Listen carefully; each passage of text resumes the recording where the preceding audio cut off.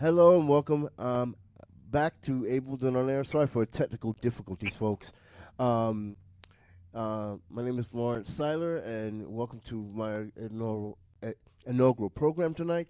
And we are here with Kim McNicholas of Weight in My Heart and the Global PAD Association, as well as Dawn Marie Hernandez, who is a powerful advocate in being a pad warrior for uh, Kim's group. Welcome to Able Done on Air. Great to have you folks. Now let's talk to Kim. Welcome again to Able Done on Air. Kim, can you tell me the missions and goals to the Global Pad Association? Well, for our mission, just in general, the high view is we're here to save life and limb through education, high touch advocacy, and real time support for a disease that is more prevalent and deadlier than most cancers combined. It's called peripheral artery disease, hence the Global PAD Association. It is blocked arteries in mainly the legs. 3 in 5 people who suffer a heart attack have peripheral artery disease, but most don't know it, if at all, until it reaches advanced stages where heart attack, stroke, and/or amputation are imminent. And our organization provides comprehensive education, personalized education for those who are at risk of and who suffer from peripheral artery disease. We also provide high-touch advocacy, meaning that we spend a lot of personalized time with our patients. We have more than 12,000 patients across the globe that we support. Excuse me, you We said prepare 12. them for their appointments. Mhm. We provide them with critical questions to ask their doctor. We support them during their appointments. We facilitate a productive and satisfying conversation between the patient and the physician. And then we follow up with the patient afterwards to have that conversation to ensure that they have a comprehensive understanding with what the doctor was talking about, what their orders are, what their diagnosis is, what their options are, especially when it comes to treatment, and what is their long-term strategy going forward. How are they going to comply with their lifestyle modifications that are critical to improving their PAD?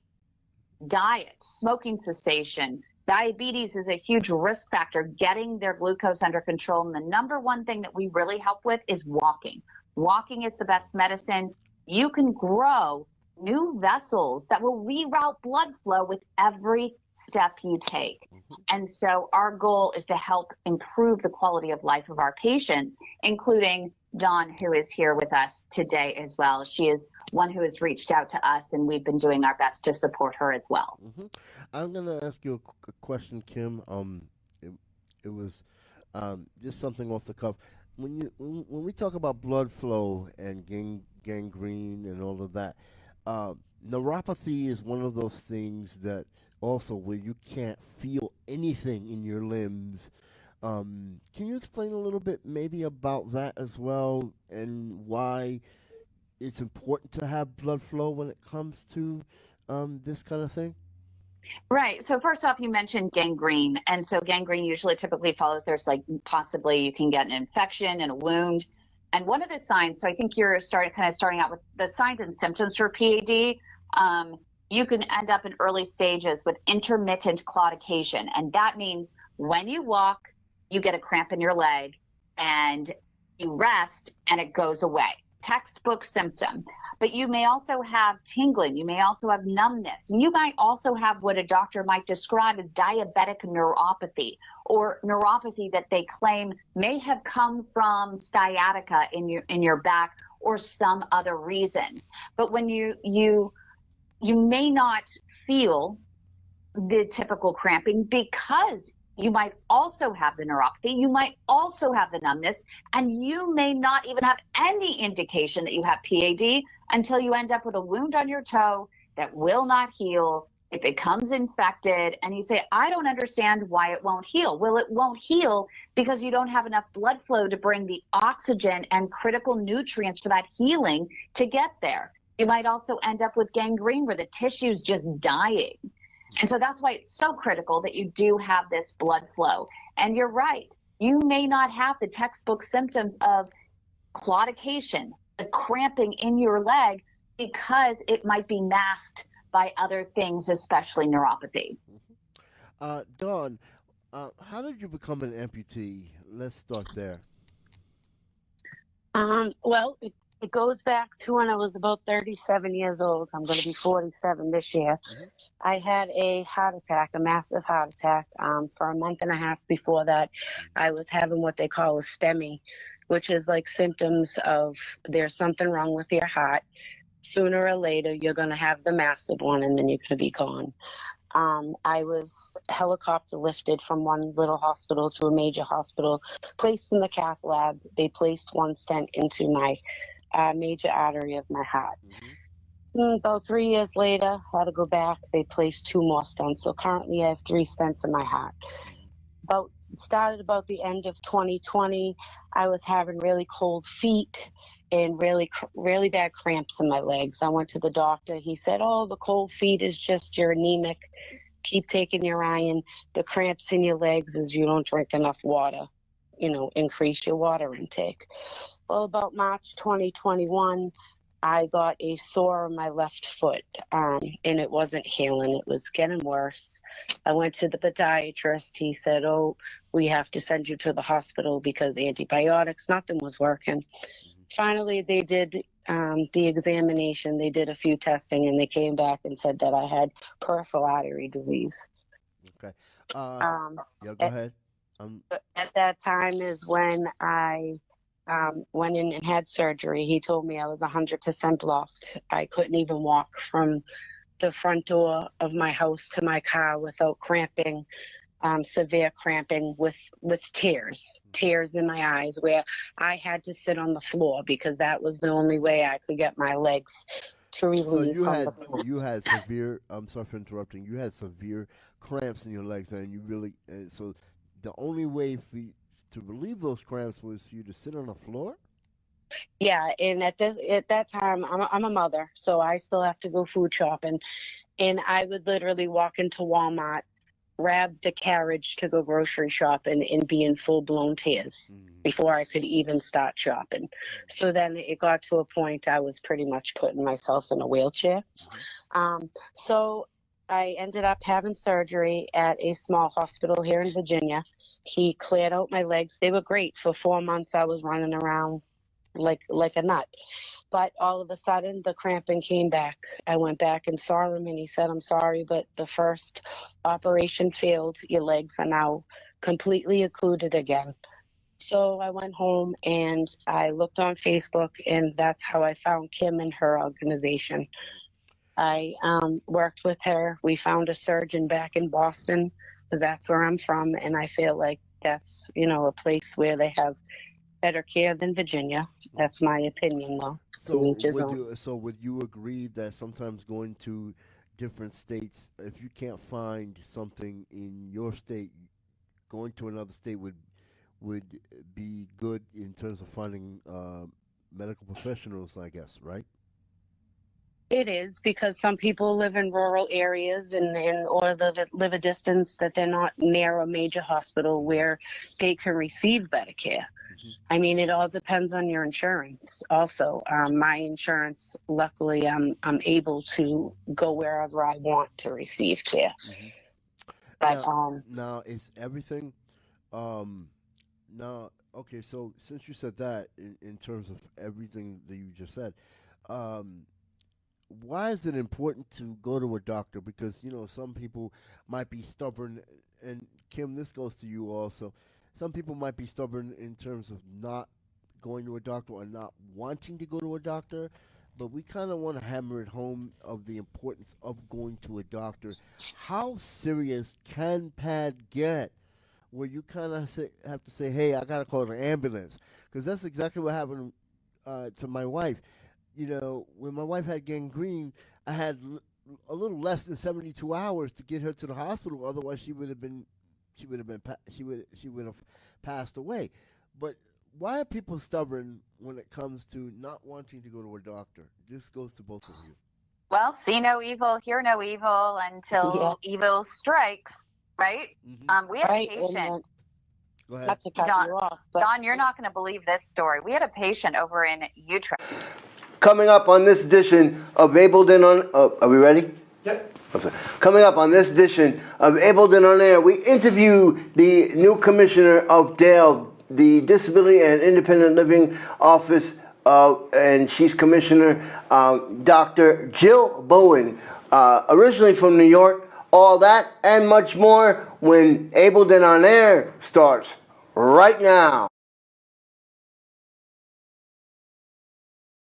Welcome to this edition of Ableton on Air, the one and only program that focuses on the needs, concerns, and achievements of the differently able. I've always been your host, Lawrence Seiler. On this edition, we focus on DAIL's services, Disability and Independent Living Services of Vermont. We would like to welcome Dr. Jill Bowen, Commissioner of DAIL. Thank you for joining me on this edition. Great, happy to be here. On Air. So you're all the way from New York and also from Philadelphia. Tell me the missions and goals of DAIL. Okay, well, let's start with DAIL. I can give you some history and how I found myself here, sitting here with you today. How did you find yourself in Vermont? Well, first, let me just say that the mission, the vision, the goals of DAIL are part of what drew me here. And the mission, which I will read out, is to make Vermont the best state in which to grow old or to live with a disability with dignity, respect, and independence. And I love that. I saw that and was drawn to it and wanted to learn more about what that meant for the folks in Vermont. So tell us a little bit more about the history of why you came to Vermont. You're originally from New York and Philadelphia. And you've worked with departments of health. You've worked with numerous, offices within both states and other states. Tell us some of that work and what really drew you to Vermont. So let me say I am now just at my 3-month mark. Of joining as commissioner here and coming to Vermont. I actually moved to Vermont 1 week before I started. And so I am still very much in the, I feel very settled in and very welcomed, and I appreciate that. I appreciate DAIL, the Agency of Human Services, and the people in general that I have engaged with in these past few months. And it's really been a really great start for me here. But I am a psychologist by training. I am originally from New York. I say that from New York because I'm originally from the Bronx, actually. Okay, so the Bronx is one of the boroughs I have not lived in, but I have lived in Queens, born in Queens actually. I have lived in Brooklyn and in Manhattan. And so I'm a psychologist by training. Also from Long Island. I did my schooling there, got my doctorate there, and began working for the public health system. And I was drawn to work in the public health system really from a sense of my family upbringing around public service. And so those early experiences really inspired my interest in psychology, in social services in general. And so my training resulted in my work in the public health system in New York City. So the health and hospital system in New York City is the largest municipal hospital system in the country, which provided me with great training ground and great opportunity to grow in multiple different spaces. Now, I'm going to really start this interview. What disparities or what, because New York is having problems with a lot of services with people with disabilities, and the hospital system has changed. So, from your training in New York, how did you bring that to Vermont, knowing that there are issues with it's a long laundry list, if you will. There's issues with the system when it comes to people with disabilities. So, can you explain the crossover? Yep. Why you what made you train in those states and then come here? Yeah, so in New York, in addition to the health system, I became lean trained, which put a sort of a systems and business improvement hat on top of the clinical hat.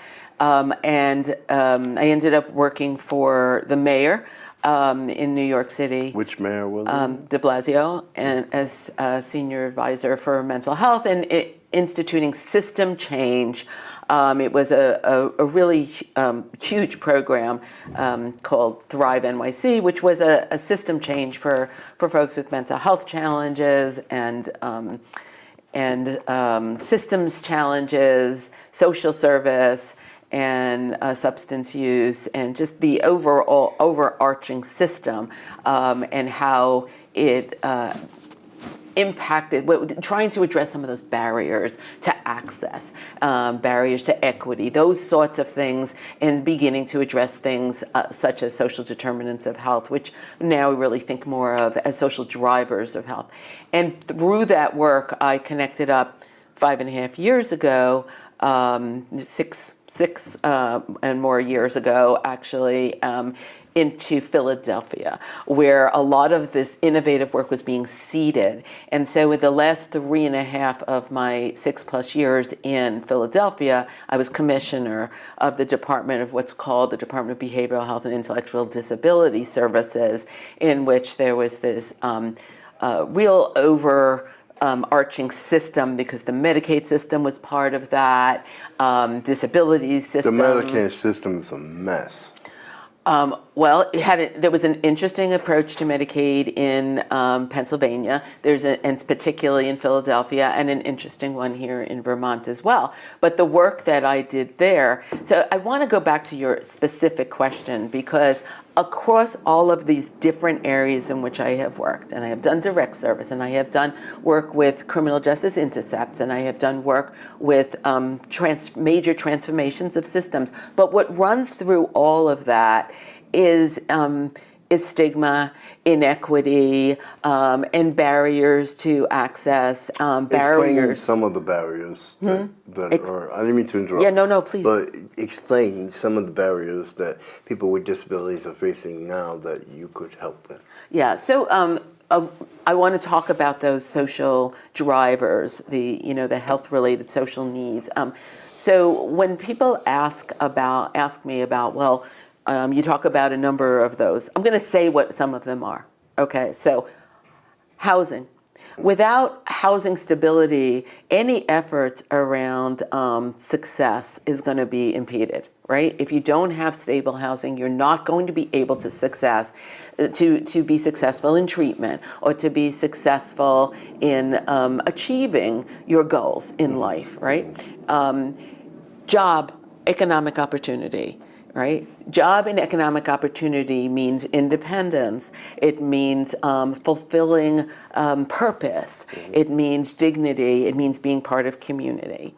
So food insecurity. So between housing, economic opportunity, job and workforce access, and these are the major barriers, and you can see it everywhere. One of the things that really drew me around aging and developmental and intellectual disabilities that made me so interested in the position here in Vermont was that I saw during the pandemic. I led during the pandemic in Philadelphia. During the pandemic, a number of system inequities rose, right? Not that they weren't there, but they were increased, highlighted. And offices also closed. People with disabilities needed to get services, and some things weren't available, which made it really difficult. So that's why key. That is key. And one of the things that made me so drawn towards, again, that work was that the DS, the Developmental and Intellectual Disabilities system, crumbled faster than other systems, and on the backs of families, because many of the folks were now at home, and the services that they were relying on were not available to them. So right away you see that systems a very fragile system, it's a vulnerable system, and it can crumble pretty easily. So that was one of the things I was really interested in working on and supporting. The aging piece of it, Pennsylvania has an aging population, not as much as Vermont. Coming up on this edition of Able Then On Air, we talk about the Self-Advocacy Association of New York State. What is advocacy, and how do we advocate for ourselves? And we talk about the history of the self-advocacy of New York State. All that and much more when Able Then On Air starts right now.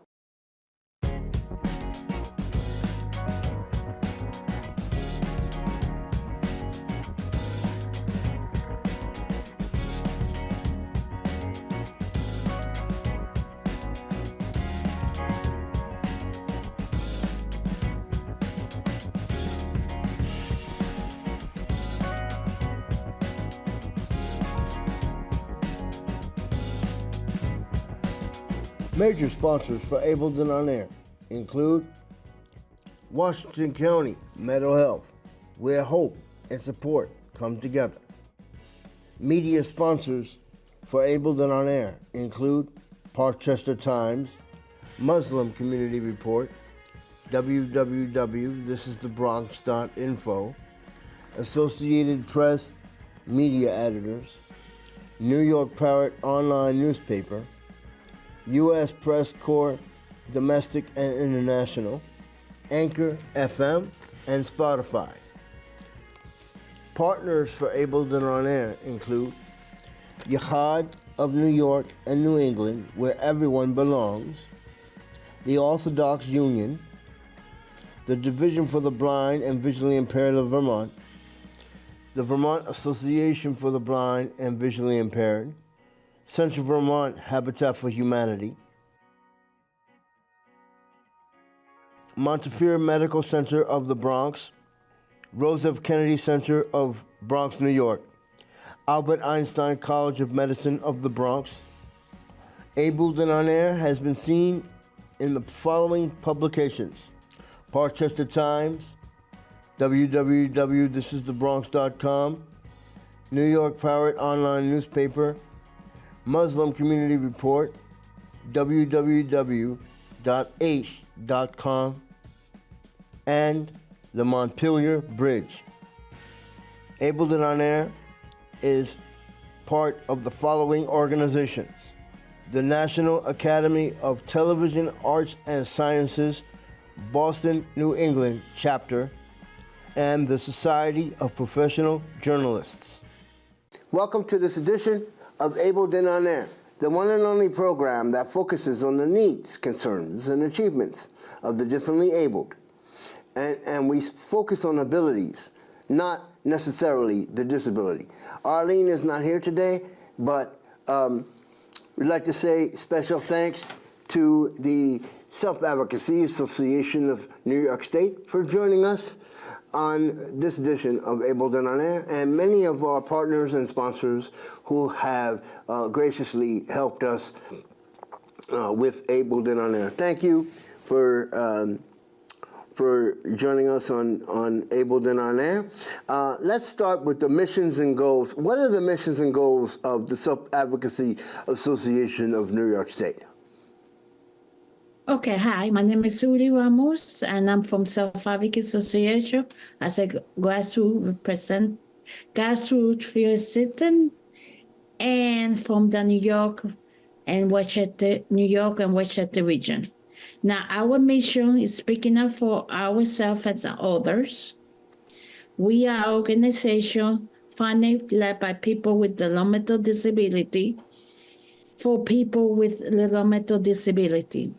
Our goals: help people with disabilities speak up for what they believe, including their civil and human rights. We support people with the IDD becoming active members of their community. Just to let you guys know, if you don't know what IDD is, it's short for developmental disabilities. Okay. Thank you. Okay, thank you very much. Can you tell me, now let's go into the history of the Self-Advocacy Association of New York State. How did it get started and by whom? Okay, thank you. I'm Lisa Severino from Self-Advocacy Association, New York State, in the New York City Rochester region as a grassroots field assistant.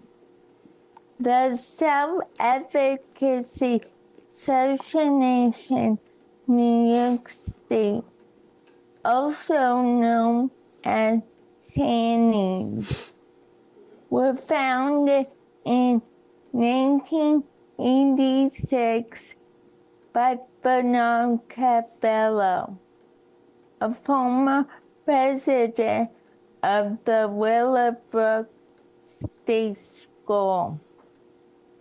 Bernard lived at Willowbrook from the age of 3 until he was 21 years old.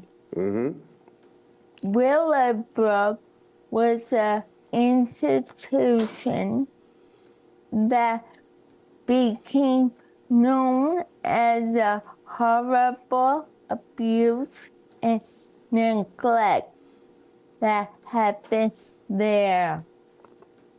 Bernard worked together with Gerardo Rivera to show the world what was happening there. Now, to show the world what was happening there. And they helped to get Willowbrook and other institutions shut down across New York State. Bernard started our organization soon after that, so people with disability could get support in speaking up for themselves. Between 1985 and 86, Bernard and 12 other self-advocates served as the SANNY Steering Committee and worked together to make SANNY a reality. On April 29, 1988, SANNYs were recognized by New York State as a non-for-profit organization. So, could you tell me what does an advocate do, and then what? Sure.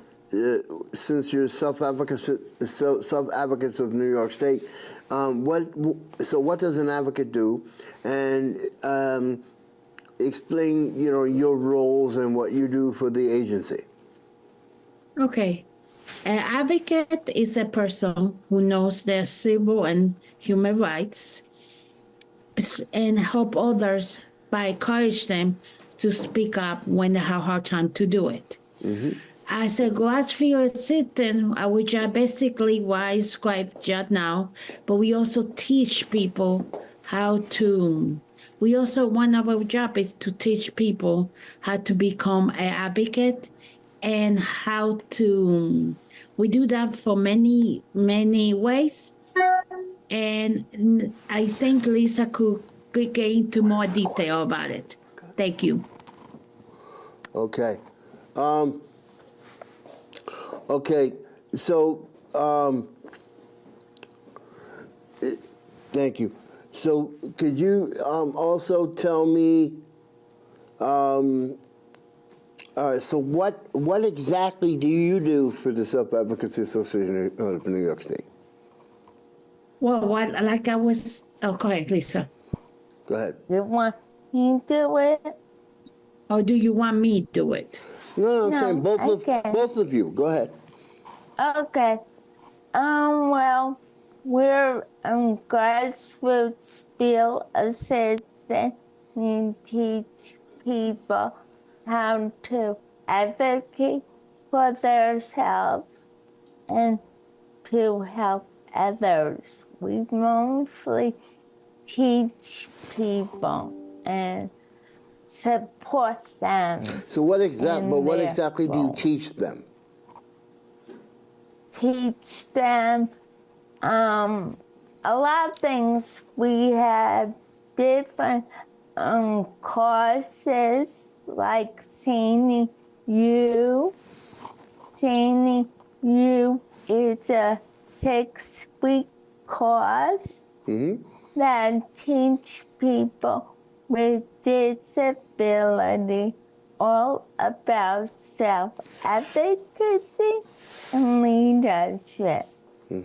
It also includes topics such as the history of disability rights movement, what is self-advocacy and what are rights, how to become a strong self-advocate, and what are self-advocacy groups and why are they important, and also how to speak up in your community and legislators. We also teach self-advocacy 101. That is a short introduction to self-advocacy. We also teach self-direction training. We share personal stories. Right to right, you have to advocate for yourself when using public transportation. We teach technology, and teach how to use technology to connect with other self-advocates, diversity training, and ableism training. That's all that. So what exactly? Okay, so what exactly is this training, and what does it do? These are some classes that we teach to self-advocates about their rights and about the disability world. Okay, so let's go back a little bit. Okay, so the self-advocacy of New York State was started in 1986, and I understand about Willowbrook. Why?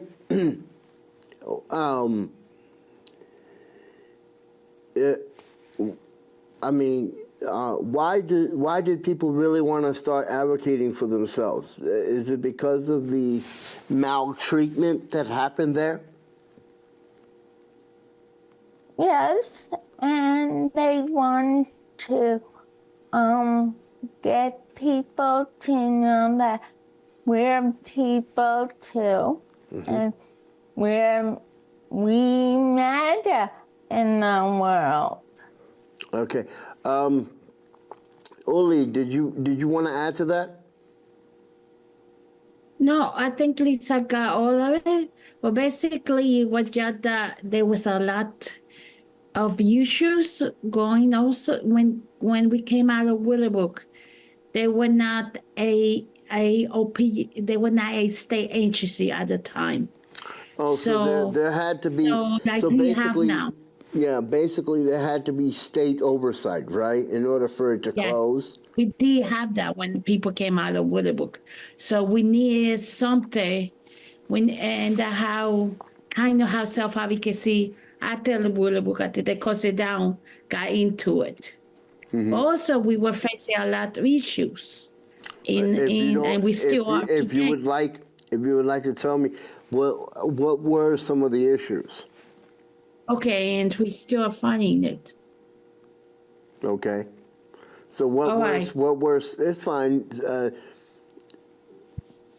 So Sure. what were some of the issues that were going on in Willowbrook, if you want to add to that? Sure. And it's still, there were no, like I said, there were no state oversight. So it's still going on today, like staff. One of them is staff, it's a staff shortage due to low pay. Basically, staff, that's one of the main issues today. And the main issue was that when they came around, people are leaving their jobs because they're not paying enough money. And that seems to be a big problem all across the world. It's not, like, for example, I'm here in Vermont, and nursing homes and rehabs and other places like that, there's lots of staff shortages, and the staff is having to do 8, 16, or they're doing like 3. Some of them are doing 16-hour shifts, because there's not enough staff to go around. And that's one big problem from nursing homes to the little. That is a big deal. And also that one of the issues is they don't get paid enough. So that were overtime, like in the nursing homes or in because not everybody could do the job they do for us. And there's some stuff is very, very intimate. Also, there's sensible housing, which is a big issue, because some of, especially in New York City, where I live, and probably they might have some problem also. But the problem is in accessible housing, that some building, they don't put ramps. So people, take example, my apartment. My apartment, a person with a disability cannot really get into my building because there are no ramps around. But that's a law that they're breaking. They're breaking that law. Yeah.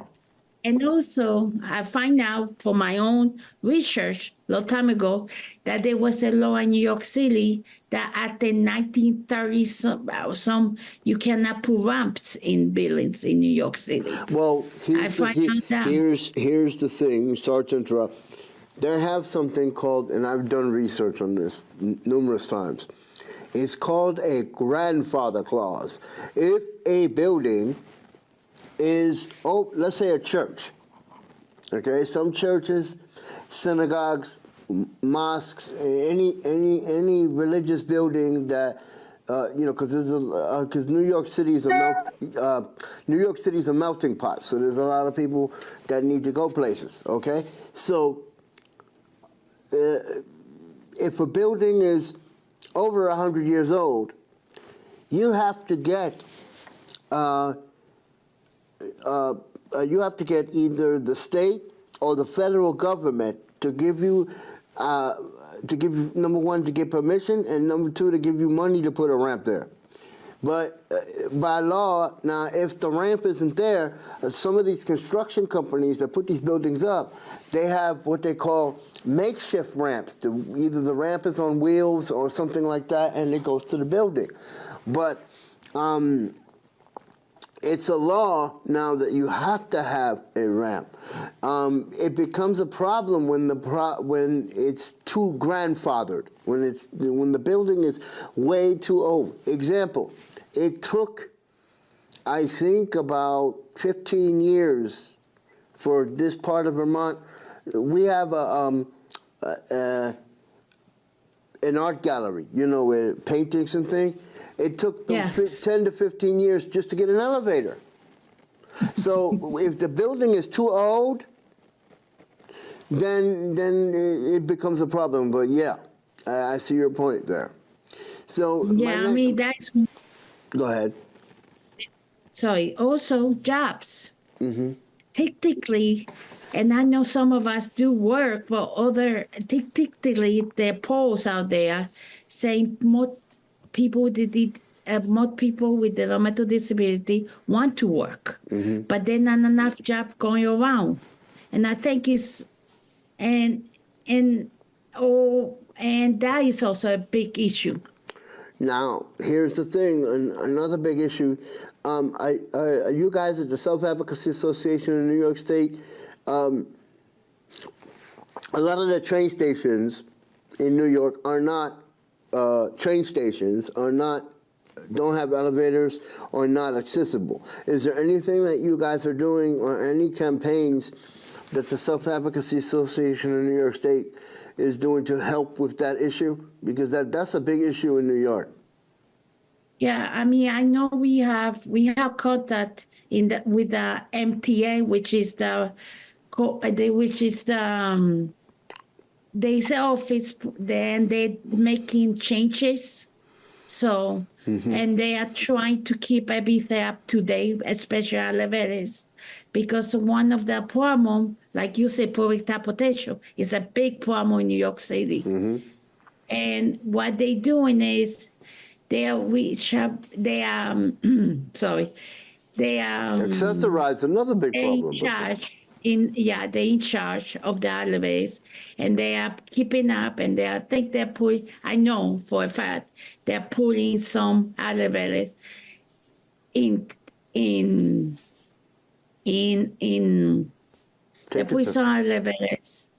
stations and keep maintenance, because sometimes also could be they break down a lot. So that is one of that also is one of the problems we are facing. Also, the other one, I don't know if you guys have Access-a-Ride. Well, it's called paratransit, yes.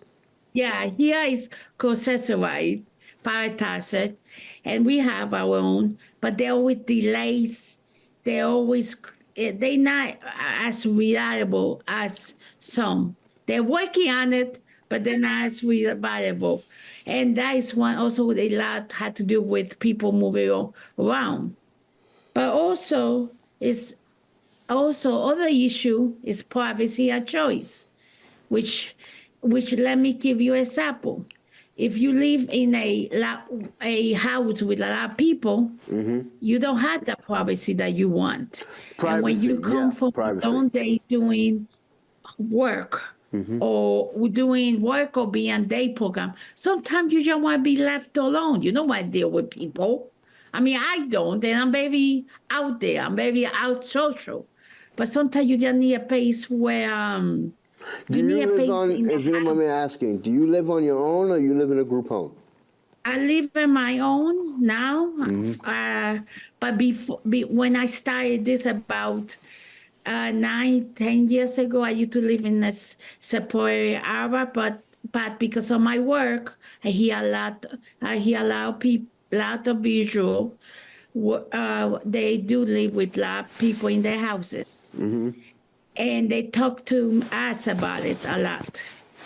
And they tell us about it. And some of the houses don't, some of the houses don't, I mean, we are trying to get the state to oversight more on it, because sometimes they don't listen to the person with a disability, which is sad.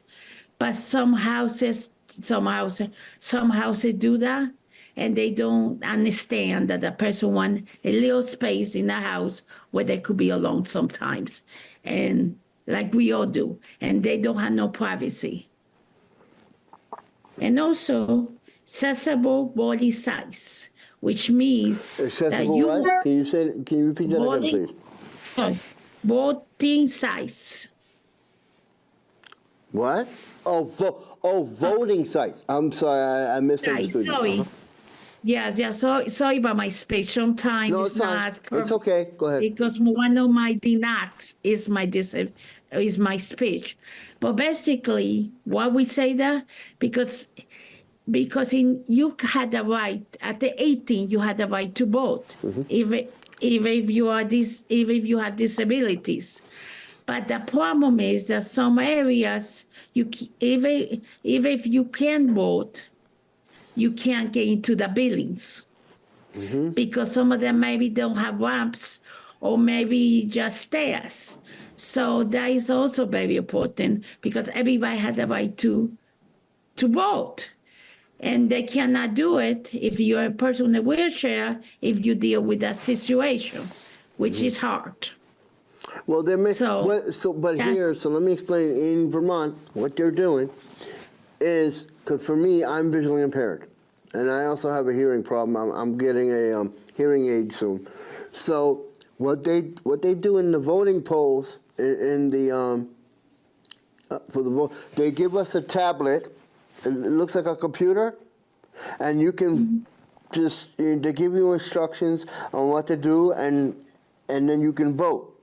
So if you have problems, they're starting to do that in a lot of the voting polls. It never used to be that way, but if you need help, they're starting to do that. But again, I mean, it took a long time for that to happen. like I say, also in New York City, also we have some, like you say, machines where they are doing that, but you had to ask for them. They don't give them out just, and also you had to ask for them. If you don't ask for them, they might have it, they might not have it sometimes, which is sad. Yeah. Also, the problem sometimes mainly is about the building access to it. Because how can you use that machine if you can't even get into the building? Yeah, that's true. That is a big issue right now. So one of those. So, and this issue, been going on for years. So that, as we still got a long way, but we are getting there. Slowly. I mean, I'm not saying it's perfect, the system where we live in, but there are some improvement, but there's still a long way to go. So both So of that's you. why we advocate. So both of you now, what are some of the biggest issues that the Self-Advocacy Association of New York State is working on? And because I mean, there's just a lot. I mean, we've come a long way as far as advocacy is concerned, but it just, there's certain things, like for example, there's too much abuse still going on in some nursing homes and other places. There's not enough staffing, like we said, and I mean, what are some of the biggest issues that you guys are working on? And there's still, I think, 23 to 25 states that are still institutionalizing people with disabilities. It used to be 39. It went down. It used to be 39 states. But what are some of the biggest issues that you guys are working on? Well, like I say, those are the big issue at this moment that we advocate. But there are a lot more that we do touch on them, but they're going to take time. Mm-hmm. And it's not easy. Like I say, it's not easy change, and we are working for change, like we all are. Mm-hmm. So so that's why it's hard to.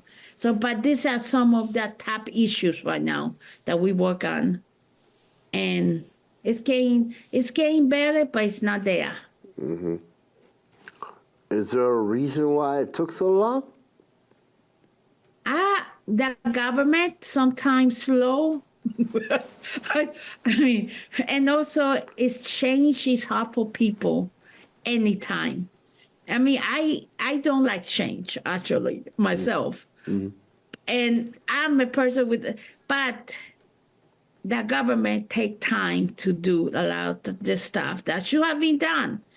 But also, I think it's just time and patience. Mm-hmm.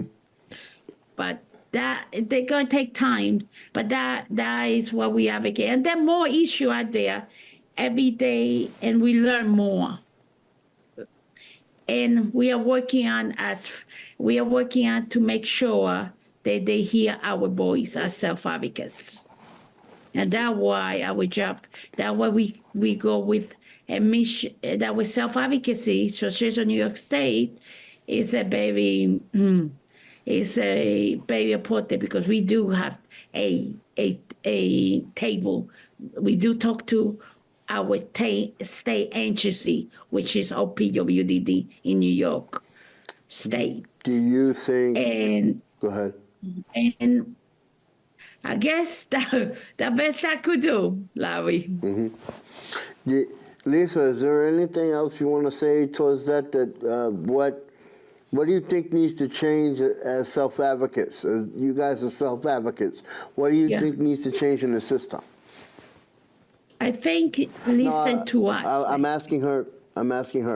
Go ahead. Oh, I'm sorry. Sorry, Lisa. Gee, a lot. We Go ahead.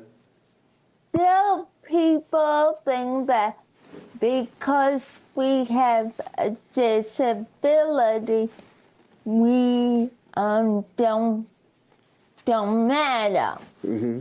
That we don't. All we need is to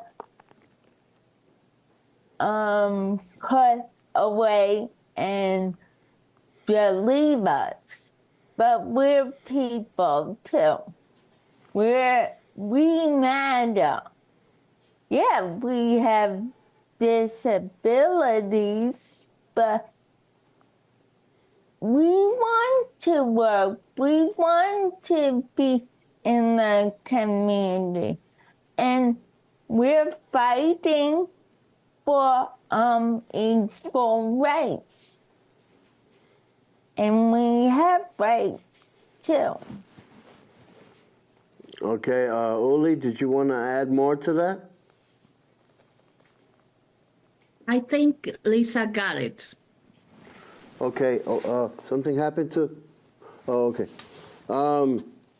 Sorry, madam. Okay, so we have we have about 13 minutes left. What didn't we touch on? Is there anything that you want to say that really important for people? So, why is it so important to become an advocate? And to advocate. So, why is it important for people to become an advocate in their own rights? Like I said, we're people too. We have rights. No, but why is it so important for people to speak up for themselves? Okay. I mean, Lisa, you want me to take? No, go ahead. Go ahead. I'm sorry. Why so important? Because we need to take a stand about our own future. Whatever that, I mean, we all have needs, but if we don't, like I said, one person could be great, no, like one person could speak, but the other, if we put all us together and become an advocate, the government will listen to us. The issue that matters to us every day, housing, jobs, and also it's very important because I think we need to speak up because it's time for us to take charge of our own lives. Okay. Do you think? How can I put this? I understand that there are some people that can't speak up for themselves, so parents and other caregivers help. Okay. Do you think even though a person is not so independent that they can still do stuff for themselves and become independent? Yes. That's my point. Go ahead. Yes. That's what we teach. We teach people who can speak, can communicate, but somehow, some way, they can communicate. And that's what we're teaching them. And we're also here to advocate for them too. Is there, all right, Also, so I go just ahead. want, sorry, Lavi. No, go Just ahead. one more point. Just one more point about that, and then I will shut up. No, it's okay. No, keep going. Okay, remember, even nonverbal person, like we have, even they have brains. And they Say that again. and Can they you repeat that again, please? even nonverbal person like cannot talk like you and me talking right now, traditional way, they still have a brain. They have a brain. And they still have a lot to say. And it's very important them to hear them too. Not just me and Lisa because we are very out, we could talk like this. So they have their own way of speaking, like Lisa was saying. So my point is everybody was born with a brain. And they had the right to speak. Whatever they need to say, they say in their own way. And we had to listen. What, so what are the future goals of Self-Advocacy Association in New York State? Okay. We'll continue making sure people with developmental disability have a place at the table with decision makers and have their voices heard. We also continue advocating for the support and funding needed for people with IDD. We continue supporting self-advocates to be part of their communities. We also continue supporting self-advocacy groups now and in the future across New York State. Okay. Well, before we go, where can people get in touch with you guys? Give me the address and the phone number for Self-Advocacy of New York State? Yeah, you could reach us at our office at 25 Beaver Street in New York New York, New York.